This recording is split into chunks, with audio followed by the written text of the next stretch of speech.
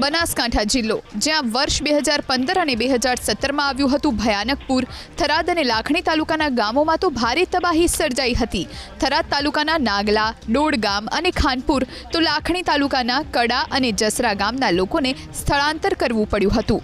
એવામાં હવે આ ગામોના 787 પરિવારની વર્ષો જૂની સમસ્યાનું સમાધાન આવશે. રાજ્ય સરકારે અસરગ્રસ્ત ગામોના પુનઃવસન તેમજ પુનઃનિર્માણ માટે ઊંચાણવાળા વિસ્તારમાં પ્લોટ અને બાંધકામ માટે સહાય આપવાની મંજૂરી આપી છે. આગામી સમયમાં અસરગ્રસ્ત ગામોમાં પુનઃવસનની કામગીરી ઝડપથી કરાશે. એબીપી અસ્મિતાની ટીમ થરાદના નાગલા ગામે પહોંચી.